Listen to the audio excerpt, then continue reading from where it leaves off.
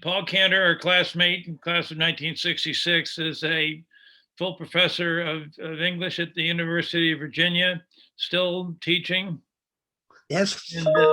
and a very, very prolific author of many books and papers, but focusing today on two of the recent publications, the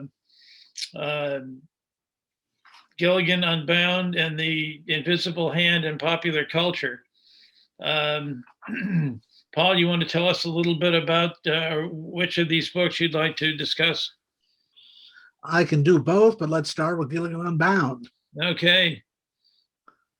All right. Well, I've been interested in popular culture all along, ever since I was a child. I kind of grew up with television. I was born in 1945, and I used to like to talk about TV shows with my brother and with other people. When I got to Harvard, I found my fellow students were pretty much also interested in movies and television, and that helped me to get started thinking about popular culture in a somewhat more serious way. I remember days in the Lowell House TV room. This was the heady late 1960s where we watched Batman debut. I remember seeing you there. Ah, okay. Well, I wasn't trying to disguise myself.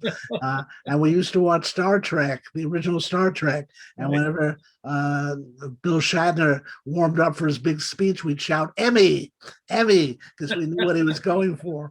And I kind of put this interest on hold, but the more I studied Shakespeare, for example, the more I realized that he was the popular culture of his day.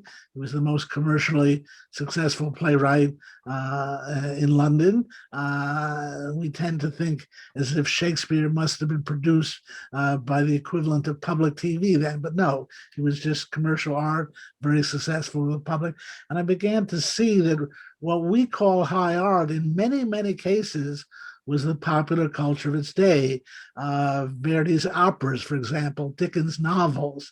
I began to theorize that basically what we call high culture is the popular culture of earlier days that have survived. And so I thought, okay, maybe I should start figuring out what part of our culture today is going to survive. And in fact, in recent, really the past decade, the canon of television has begun to emerge, the shows that people think are among the greatest. There's pretty good consensus emerging about. People will pick The Sopranos and The Wire and Deadwood and several other shows. And so I put together this book. I knew I was going to work on The Simpsons, and I knew I was going to work on The X-Files. And I asked myself, well, what do those two shows have in common? And the answer was globalization. That here we were, this was the 1990s, that the biggest subject in those days was globalization. And the X-Files portrayed globalization as a sinister process. It shows its lesson was the people you think are ruling your country are not. There's this shadowy conspiracy of international bankers who are running your country. And then I thought, The Simpsons, it's an awful lot about globalization and that. There's a local TV station in Spanish. The local 7-Eleven is run by Apu Nahasapina Petalon. And so on. I thought, well, the X-Files presents globalization as sinister and serious. The Simpsons presented it as comic. And so there I suddenly had, okay, here's the basis of the book, but what should I do? And then I was, well, globalization is new in television. Let's go back and see what was going on in the 60s. And I hit upon, there was Gilligan's Island again, sitting there waiting for me, and Star Trek. That is, what occurred to me was that the globalization of American television was in response to decades of the Americanization of the globe. So the opposite process. The weird thing about Gilligan's Island, and I hope you've seen some episodes of it, the premise of the show was that you could drop an average group of Americans any place on the globe and they'd rule it. and they'd fight off any enemies of America.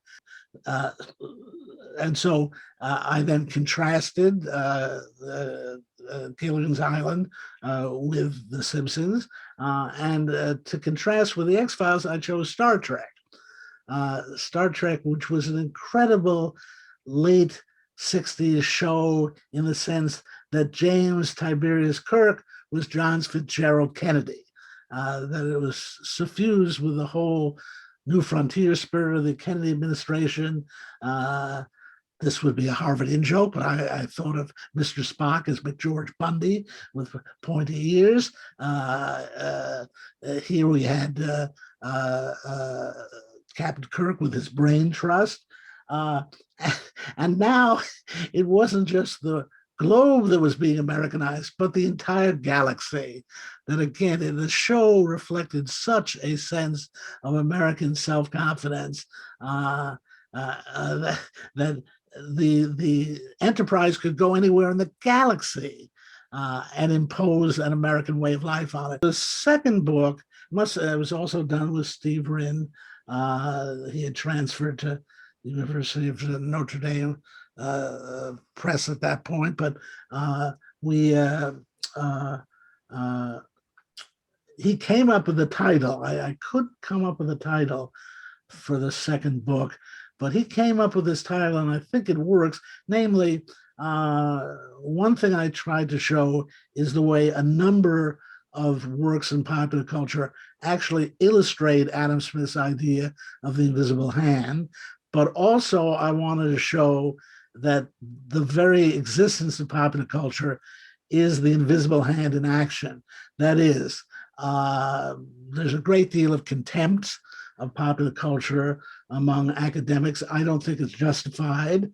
There's a lot of garbage in popular culture, but there's a lot of creative work as well.